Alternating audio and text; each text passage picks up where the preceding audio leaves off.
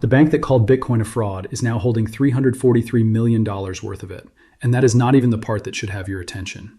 What JPMorgan just did goes far beyond a number on a balance sheet. This is a 226-year-old institution, the largest bank in the United States by assets, a firm that manages nearly $4 trillion, quietly, systematically, and with complete deliberation, repositioning itself around an asset its own CEO once said he would fire any employee for trading. And when a bank that size moves, it does not move by accident. It moves because the math finally left them no other choice.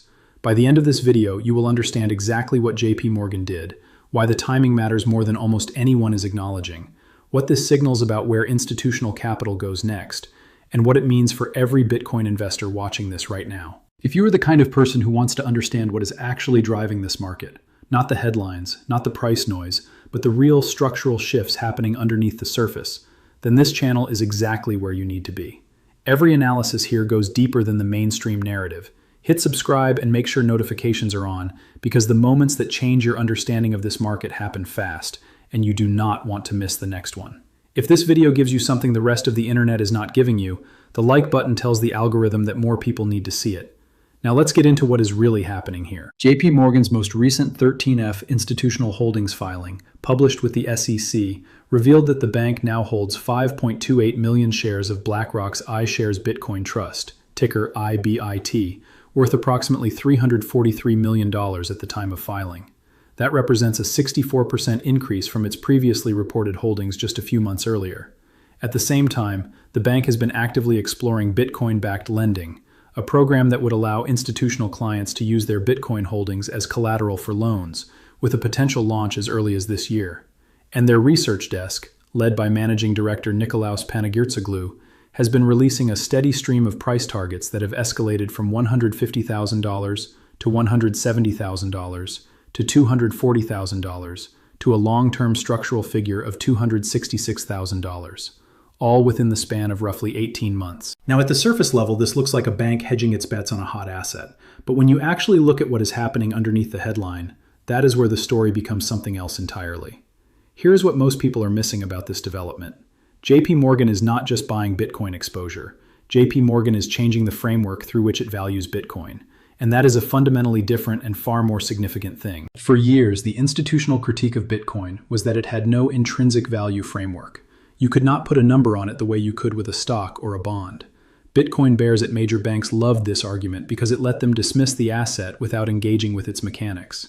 But JPMorgan's research team has now built a gold comparison model, one that says Bitcoin should be valued against 2/3 of gold's private investment base, adjusted for the relative volatility between the two assets. When you run that calculation today, you get a fair value figure well above current prices. And when JPMorgan builds a model, the rest of Wall Street does not ignore it. They replicate it, modify it, and use it to justify their own positioning. For retail investors, this means the conversation around Bitcoin's legitimacy just moved to a completely different level. For institutions still sitting on the sidelines, this means the reputational risk of holding Bitcoin is now lower than the reputational risk of explaining to clients why you avoided it.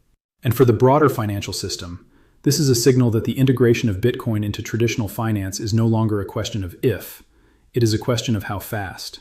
Think about what the crowd is actually doing right now.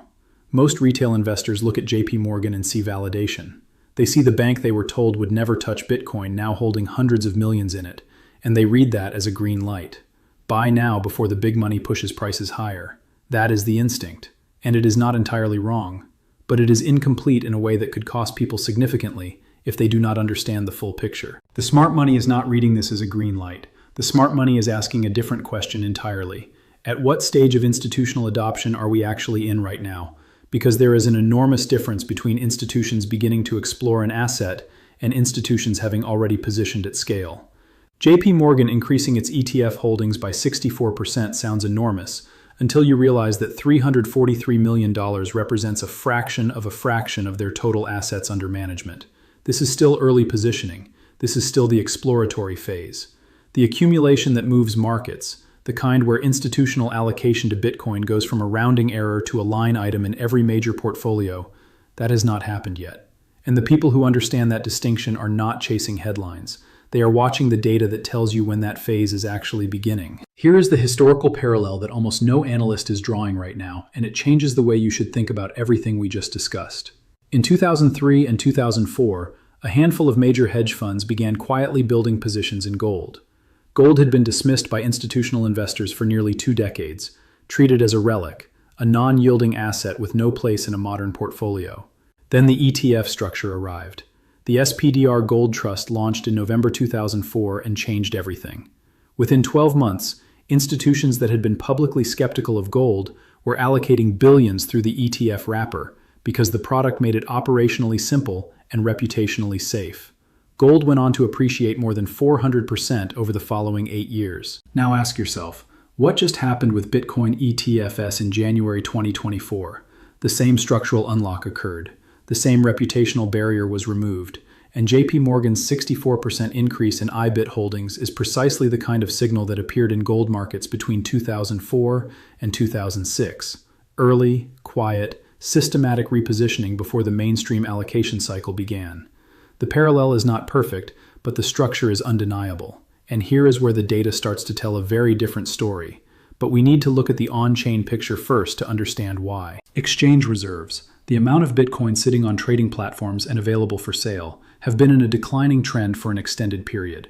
When Bitcoin leaves exchanges, it typically moves into cold storage, into ETF custody structures, or into corporate treasuries. It is supply exiting the liquid market, and the rate at which this is happening has accelerated meaningfully as institutional vehicles have grown. BlackRock's IBIT alone holds north of $100 billion in Bitcoin. Spot ETFs collectively have absorbed an enormous portion of the available float. This is not speculative, it is observable on-chain. The MV/RV ratio, which measures Bitcoin's current market value against the aggregate price at which all existing coins were last moved, is currently sitting in a zone that has historically marked either consolidation before continuation or a meaningful pullback, depending on the momentum direction. The current reading does not flash extreme overvaluation. It does not flash deep undervaluation either. What it flashes is a market in transition, where the dominant holders are shifting from short-term speculators to long-term institutional structures that do not panic sell at every headline. Long-term holder behavior confirms this. The cohort of wallets that have not moved their Bitcoin in more than a year represents a record proportion of total supply. These are not people who are going to sell because of a bad week in macro. This is supply that is effectively locked away from the market. And when JPMorgan is simultaneously accumulating through ETFs while long-term holders are refusing to sell, the supply-demand arithmetic becomes very interesting very quickly. Bitcoin does not exist in a vacuum, and the macro environment surrounding JPMorgan's move is not coincidental. We are operating in a world where global government debt levels have reached figures that a decade ago would have been considered catastrophically unsustainable. The United States alone carries more than $36 trillion in federal debt. The political path of least resistance for every government carrying debt at this scale is the same: inflate it away, issue more currency, keep rates structurally low relative to inflation over a long enough period, erode the real value of the debt. This is not a conspiracy theory. It is the documented historical playbook of every heavily indebted government in modern history. Bitcoin's response to this environment is mechanical, not ideological. There will only ever be 21 million Bitcoin. Every year, the fiat money supply expands. The ratio of available fiat to available Bitcoin only ever moves in one direction over time. JPMorgan's own gold model implicitly acknowledges this. When they say Bitcoin should capture 2/3 of gold's private investment base, they are acknowledging that people are looking for assets that cannot be debased. And right now, according to JPMorgan's own analysis, capital is rotating out of gold and into Bitcoin.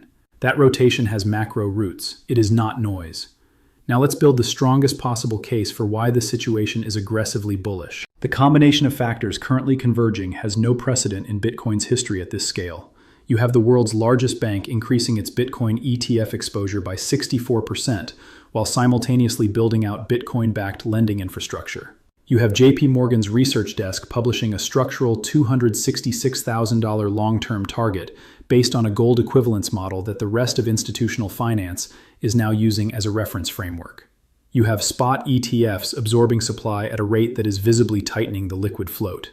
You have corporate treasuries, over 200 public companies by September 2025, holding an estimated $115 billion in Bitcoin collectively.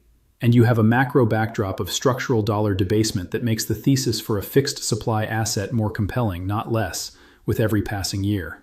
Every one of these forces is pointing in the same direction, and they are compounding, not operating in isolation. But the bear case deserves equal weight, and here it is. JPMorgan's 13F filings aggregate holdings across all bank divisions, including positions held on behalf of high net worth clients. That $343 million figure may not represent the bank's own conviction. It may represent client demand that the bank is facilitating. If institutional enthusiasm cools, those positions can unwind just as fast as they built. More importantly, JPMorgan's research desk has been consistently wrong on Bitcoin's near-term trajectory before. Their models are backward-looking by design. They are comparing Bitcoin to gold's historical behavior, but Bitcoin has never been through a prolonged global recession at this market size. The correlation between Bitcoin and risk assets tightened dramatically during the 2022 rate hiking cycle. If macro deteriorates sharply, if the Federal Reserve is forced to raise rates again, if credit markets seize, if a significant institutional player faces a liquidity crisis, Bitcoin's new institutional holder base could become its biggest source of selling pressure.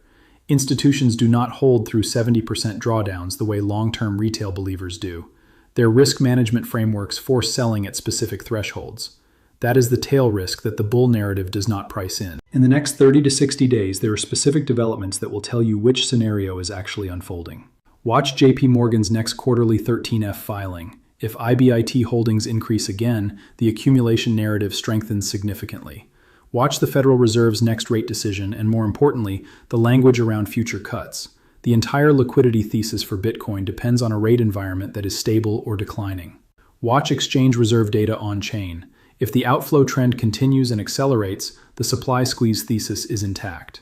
And watch whether JPMorgan's Bitcoin-backed lending program formally launches, because if it does, it means the bank has crossed a threshold from passive exposure to active infrastructure, a signal that has no historical precedent at this scale. Here is the bigger truth that this story reveals. For 15 years, the debate about Bitcoin was philosophical. Is it real money? Is it a store of value? Does it have a future? That debate is over. It ended not with a proclamation, but with a 13F filing. When the bank that called Bitcoin a fraud files a form with the SEC disclosing hundreds of millions in exposure and then builds a lending product around it, the philosophical debate has been replaced by a structural one. The question is no longer whether Bitcoin belongs in institutional portfolios. The question is how much, on what timeline, and through what vehicles. And the answers to those questions are going to shape Bitcoin's price trajectory for the next decade in ways that make every previous cycle look like a warm-up. The crowd is debating whether JPMorgan's move is bullish or bearish. Smart money is asking a different question entirely. If the largest bank in America is just beginning to build its infrastructure around Bitcoin, what does the endgame actually look like? So here's what I want to know from you. JPMorgan spent years publicly dismissing Bitcoin while quietly building exposure in the background. Now they are doing it openly. Do you think we are at the beginning of the institutional accumulation cycle that changes Bitcoin's market structure permanently? Or do you think this is late cycle positioning from institutions that will be first out the door when conditions change? Drop your view in the comments. I read every single one.